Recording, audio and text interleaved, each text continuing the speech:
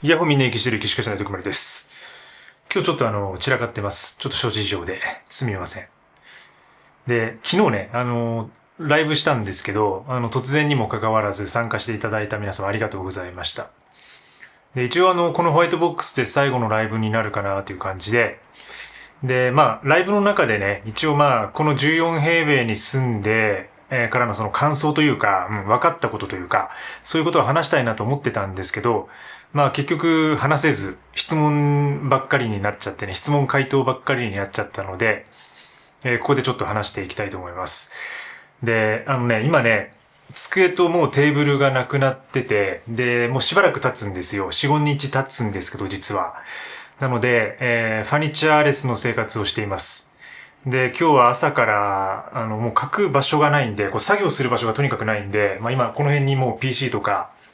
置きっぱなしなんですけど、いつも折りたたみ机を使っていて、で、この撮影の時はこの辺にね、裏側にしまっておいて、で、自分が作業する時はそれ引っ張り出して、その上で普通にこうデスクワーク、机と椅子でやってたんですけど、それをね、完全にね、今ない状態になってます。なので本当にもう洗濯機の上とかで今日ちょっと作業したりして、立ったり座ったりで、上がってんの下がってんので、みんなはっきり言っとけみたいな感じで、ちょっと疲れてはいるんですけど、ただ家具がね、ない状態で、この状態で生活していた時期もあるので、なんか自分にとっては懐かしいというか、なんか久々だなっていう感覚なんですよね。で、なんか、こう、やっぱりこう家具の存在感っていうのは、それがなくなった時に初めてわかるなと思います。で、今なくなってみて、本当にその、視覚的にも空間的にも本当に広々としていて、で、なんか気分的には、なんかいいんですよね。やっぱりその作業に困るっていうことは若干あるんですけど、ただその気分的には、視覚的にはこう広くなって、なんかすごくいいなっていうか、引っ越したての部屋みたいな雰囲気があるっていうか、なんかそのファニチャーレスの生活の良さをちょっと今ね、改めてまたしみじみと、この引っ越しと引っ越しの間に、それを感じているわけなんですけど、で、14平米で暮らしてきて、ここに引っ越してきたのが多分ね、2年半ぐらい前ですね。2023年ぐらいだったので、2023年の夏でしたね、あれはね。なんかもう昔話みたいな感じになってますけど、で、そのね、いろいろ紆余曲折あって、で、その昔からこのチャンネル見てくださっている方は、僕がその小屋暮らしをしてた時のこととかね、ストーリーとか話とか、聞いてくださってるから、分かってると思うんですけど、それ、最近のね、最近見始めた方のためにちょっと軽く説明をしておくと、基本的には、僕はその、27平米とか、割とこう、広い部屋に住んでて、だんだんと広さを下げてきたっていう感じです。で、18平米、本にも書いたんですけど、この間ミニマリストソロプレナーっていう本を出して、その本にも書いてるんですけど、18平米かな。18平米、最初20だったかな。27ぐらいが、大きい部屋があって、20、そして15とか16ぐらい。で、今の14って感じで、こう、段階的にね、落としているんですよ。で、その中間に、その小屋暮らしっていうのがあって、で、それは本当に稲葉物置みたいなもので、3畳ぐらいですかね、スペース的には。2メートルかける1.5ぐらいの、本当にこの、1畳とか2畳とか3畳ぐらいの、そういうスペースで、やってたんですけど、で、その時は、その中で暮らしていたっていうよりは、同じフロアにですね、ルーフバルコニーみたいなところで、その同じフロアに、自分のその生活スペースがまた別にあるっていう感じだったんですよ。だから疑似的なその狭い部屋での暮らしの実験みたいなものをそこでやっていた感じです。で、そこからなんとなく面白くなって、この YouTube を始めちゃって、で、その小屋で暮らしているっていうか、その小屋をこう撮影するのが自分の中で結構面白いなと思って、絵的に面白いじゃないですか。こう、ね、小屋で暮らすっていうか、その東京なのに稲葉物置で屋上で暮らすみたいになって、面白いなと思って、そこから撮り始めたんですけど、でもその時は、なんていうか、今のスタイルとはまた若干違っていて、もう Vlog っぽいのを上げていたりとか、物の紹介とかレビューとかが結構中心だったりとか、なんか、そういうところから始まったわけです。で、この部屋に越してきてから、結構その自分自身のなんかミニマリズムというか、やっぱりその思想とか哲学みたいなものが一段ちょっと深まったような気がしていて、で、それはやっぱりその狭い部屋で暮らすことによって、なんか考えることが逆に増えたんですよね。で、できないことももちろん増えました、それは。で、やっぱり前はね、ちゃんとこういろんな家具を最初からドカッと持っていて、で、なんかまあ冷蔵庫も普通のサイズでみたいな感じで暮らしていたところが、やっぱりこう14平米のワンルームってなると、なかなかね、その自由が利かないわけですよね。で、もちろんその前から物はもう極限まで減らしていたので、この部屋に来るときはもうバックパック一つと、あとスーツケース一つですね。で、引っ越し業者を使わずに、その中に入るものだけで、引っ越してきたわけですけど、だからまあ少ない状態でね、来たので、何の不便もなかったんですけど、ただ、その中でやっぱり考えることはやっぱり増えた気がしています。で、部屋というのは、やっぱり、こう、どこにでもこうね、どこであってもそのなんか自分の雰囲気が出るものだと思っているし、自分好みにできるものだと思っているんですよ。で、ある程度やっぱりその部屋によって制限ってあるとは思うんですけど、例えばそのね、間取りがもう決められているとか、なんか、その備え付けのものを使わなければならないとか、で、この部屋の特徴というのは、その最初から冷蔵庫、小さな冷蔵庫が備え付けられているっていうのと、なんか、なんか手作りみたいな、ちょっと変なクローゼットみたいなものがあるっていう、なんかその二つだったんですよね。だからなんかそこをだからその最初どう料理するかみたいなところからいろいろ考えていったわけですけど、結局外すことはできないので、それをキープしたまま、自分の生活をそこに合わせていくというか、そういう方法でやってきました。で、家具をね、途中でだから増やしてますね。で、割と最初の頃に、まあそういうふうにバックパックとスーツケース一つで引っ越してきた後にですね、すぐ、マットレスをまず入れてます。で、1日2日ぐらいはその床で寝てたんですけど、まあ注文してすぐ届いたので、マットレスを入れているのと、で、さっき話した椅子と机ですね。はい。作業用の椅子と机をそこで入れています。うん。で、それからやっぱりこう自分の生活が固まっていった感じはしていて、で、改めてやっぱりそのテーブルと椅子の重要性みたいなことに気づけたっていう、そこは大きかったですね。で、思い返してみれば、僕は上京してから一番最初の部屋からですね、もうスタイルがほとんど変わっていません。その、家具のラインナップのスタイルっていう意味で、机、そして一脚の椅子、で、ベッドっていう感じ。なんかもうその3点セットなんですよ、基本的に。まあ、修道院っていうか修道僧の部屋みたいな、あるいはその刑務所ってね、よく言われたりしますけど、いわゆるそのスタイルが自分にとっての最小限の暮らし、一番最小限のミニマルなアイテムのラインナップだと思っていて、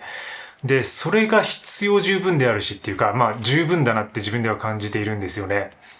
で、ソファーを入れてた時期もあるにはあります。こっちに来てから。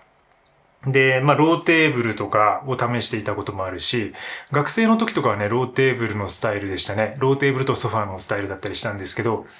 今考えれば、やっぱりまあ、テーブルと椅子の方が圧倒的にいいなと思っていて、で、東京に来てからもだからそのスタイルがずっとね、固まっていったわけですよね。で、ここに来てからっていうか狭い部屋に暮らすようになって、よりそれが一層、強くなったというか、まあ物理的にそのソファーとローテーブルを置けないっていう物理的な面積的な問題ももちろんあるんですけど、僕が考えたことはですね、やっぱりまあテーブルと椅子というのがいかに作業をするに、いいものかっていうか、楽に作業できるものかっていうことですね。それを考えました。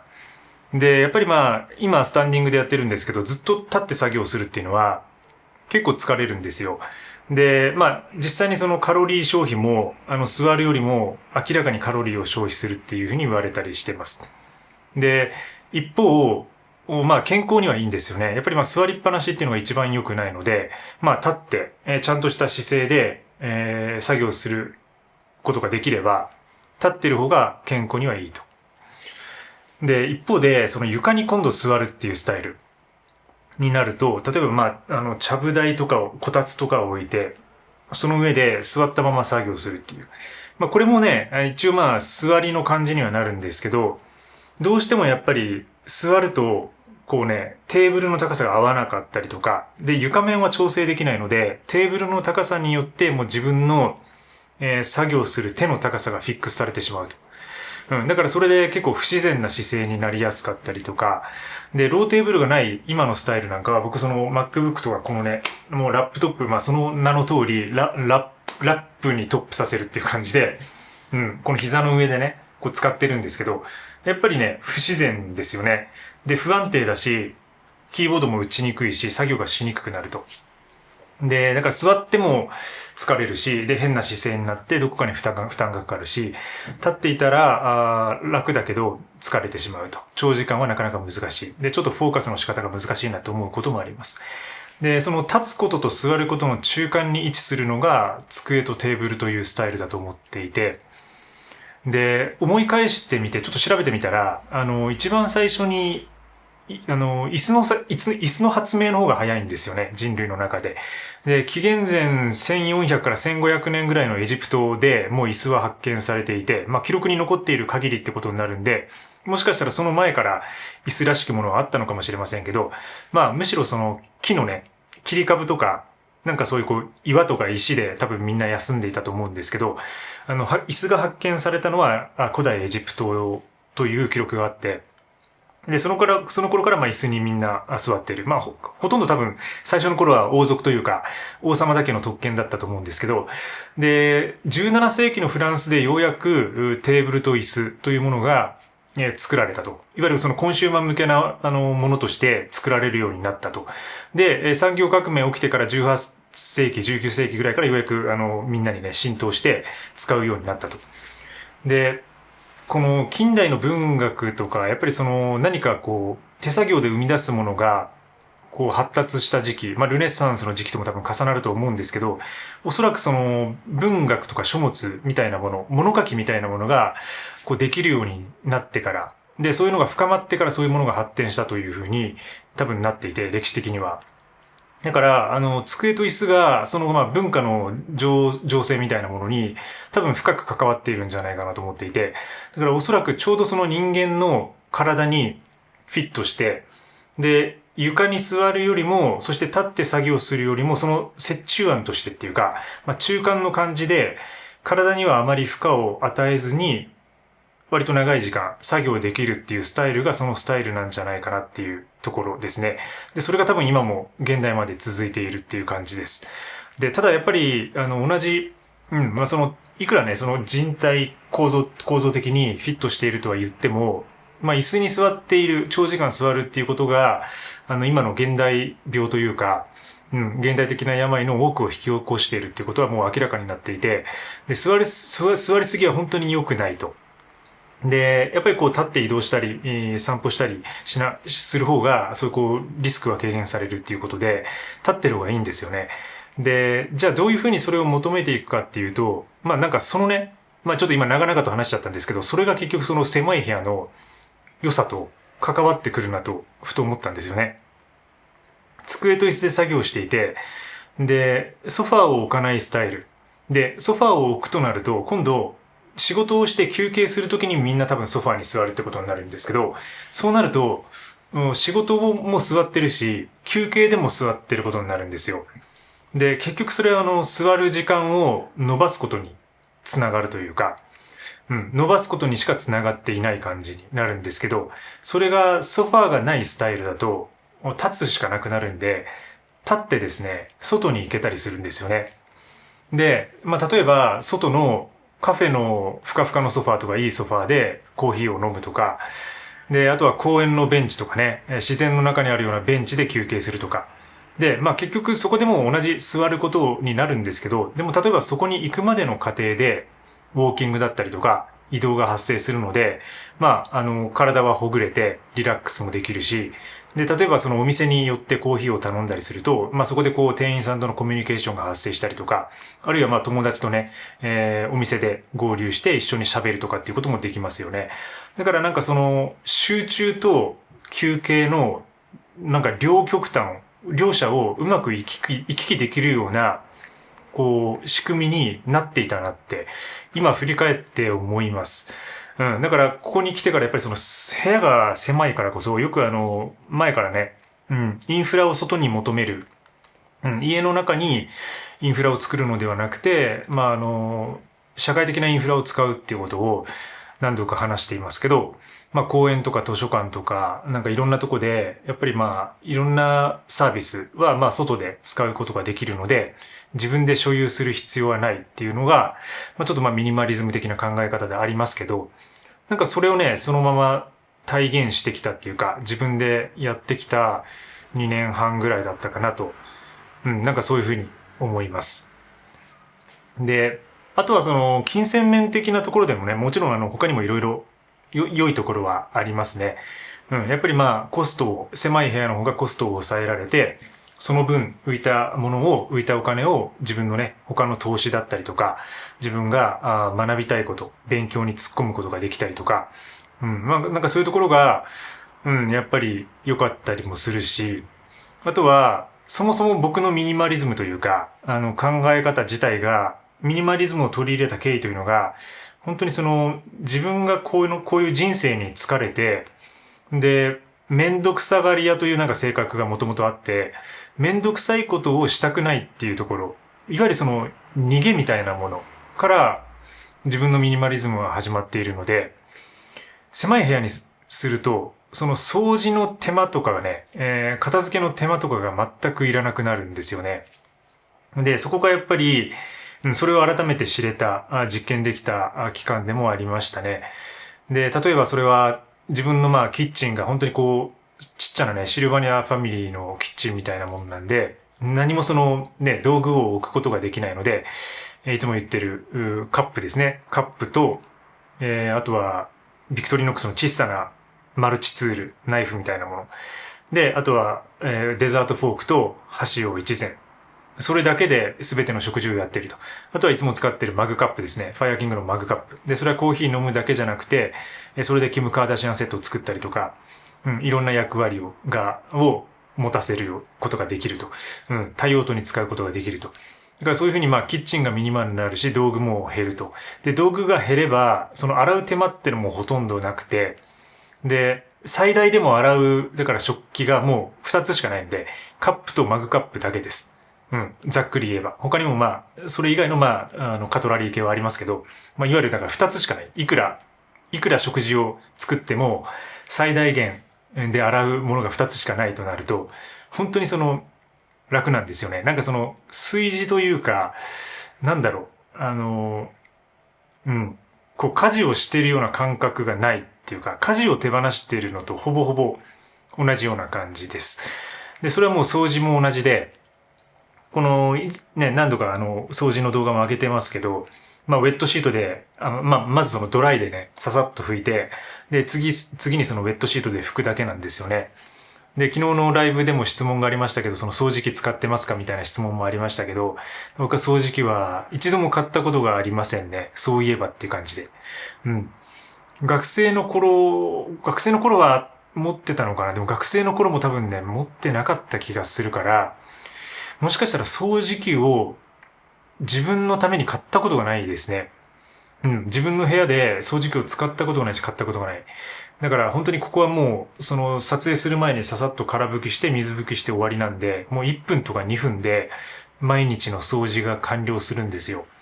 だからそれもさっきの食器と同じで、本当に手放しているというか、家事を手放しているような状態、めんどくさいことを極力減らしている状態になれるのが、やっぱり狭い部屋の良さかなと思います。で、あとは、そのコックピット的な考え方というか、自分の手の届く範囲に全てがあるっていう、これはだから結構ね、人によっては心地いいもので、で、もともとまあ哺乳類というか、動物は結構狭い空間とかが落ち着くという、まあその心理的な、ものもあったりして、まあ、ホテルの、まあビジネスホテルみたいなもんですね。うん、ビジネスホテルの、まあ普通の部屋って多分すごく狭くて、だいたいこういう感じだと思うんですよ。14平米からだいたい18ぐらい。で、広いとこでも22とかですね。でも大体ベッドがドーンってあるんで、その体感的には狭いんですけど、本当になんかそういう感じで、で、お風呂とトイレ、ユニットみたいなものがあって、で、通路があるみたいな。で、ちょっと作業机があるみたいな感じじゃないですか。だからほとんどね、そのビジネスホテルみたいな感じです。で、ビジネスホテルというのは割と滞在してみると結構ね、快適だったりしますよね。で、なんか、とにかく寝れればいいやっていう感じだし、でも朝起きて、なんかその作業机でちょっと作業したりとか、で、Wi-Fi も飛んでるから、なんか自分の好きなことやってとか、で、あとはお風呂入ってみたいな感じで、意外と快適だと。で、しかも、掃除は勝手に入ってくれるので、だから、まあ、外のインフラにね、頼ってるって感じなんですけど、その掃除を手放すっていうことを、この14平米で考えたときに、ほぼほぼね、なんかそのビジネスホテルで生活してるような感覚と多分全く変わんないというか、うん。なんかそういう感じもしています。うん。まあそれがいわゆる小さな部屋のコックピット的仕様というか、うん、なんかそういう感じが、まあ、いいところの一つではあるかなと思いますね。で、なんかデメリットを考えてみたんですけど、なんかその部屋に対するデメリットはほとんどないですね。で、それはまあ自分自身がちょっと工夫して、まあそういうふうに、まあ物を持ってないし、まあミニマリズムの発信してるし、ミニマリストだしっていうところが一番関係しているとは思うんですけど、ただもう少しそのスペースがあれば、例えば机をそのまま設置したまま、ヨガができるんじゃないかとか、うん。なんかそういうことはね、思ったこともありますけど、で、まあ、たまにやっぱやってると結構ヨガって幅必要なんですよ。うん。そのマットのスペースだけじゃなくて、やっぱり手を上げたりとか、足を持ったり伸ばしたりするので、実際はそのマットのスペースよりも、ちょっと広めの空間が必要になるんですけど、やっぱ若干そのマットレスとかテーブルとかがあると、そのスペースがちょっと狭くなる。だから、その時にはちょっと動かして空間を空けてっていう作業が必要になるので、でそこは毎日やるルーティーンに対してそれを行うっていうのは、まあ実際少し手間になる部分があるので、うん。でもまあそれくらいって感じですかね。デメリットとしてはね。で、あとはだから、まあ、その他のね、その地域的な問題だったりとか、その階層だったりとか、なんかね、微妙な、建物の設備的なところは、なんかね、あったりもしますけど、その部屋の広さというか、に関しては、そんなにデメリット的なものはこれまで感じてこなかったです。で、住めば都とかよく言いますけど、やっぱりまあ自分が住むことによって、そこが自分のコンフォートゾーンにどんどんなっていくと。で、まあコンフォートゾーンを抜け出したところに自分の成長があるとかって言いますけど、もう結局それはまあコンフォートゾーンがありきだとは思っていて、自分のやっぱりその部屋とか仕事する場所とか作業スペースっていうのは、ちゃんとそこをコンフォータブルにしておいた方が、その他で、挑戦できたりとか、新しいことができたりするので、やっぱりまあ自分のまあ衣食住が基本っていうふうに言われてますけど、居住空間を整えるっていうことは、まあどんな広さであっても、何か挑戦したりとか、新しいことをやったりとか、自分の何かを伸ばしていくみたいなものがあるときには重要なのかなと改めて思いました。で、まあ自分自身もそんなに成長はできてないかもしれないんですけど、まあこの部屋でですね、まあこういうふうに皆さんにYouTube の動画をたくさんお送りして、なんか考えることも多かったし、まあ大体まあバカなことばっかり話してましたけど、まあ何か少しはね、面白いこととか、なんかためになるとか役に立つことを、発信できたんじゃないかなとは思っています。で、次の部屋はそんなにね、多分スタイル変わりません。で、広さもね、そんな変わんないけど、若干ちょっと広めにしようかなと今回思っています。なので、撮れたら、まあちょっと引っ越しの様子みたいなものもお届けしたいなとは思うので、引き続き、楽しみにしていただければと思います。はい。ということで、まあ今日最後ではないですけど、まあ大きなざっくりとしたまとめとしてですね、私が14平米の部屋で2年半ぐらい暮らして考えたことについて話してきました。今日も最後までご視聴いただきありがとうございます。チャンネル登録もぜひよろしくお願いします。また次の動画でお会いしましょう。チャオチャオ。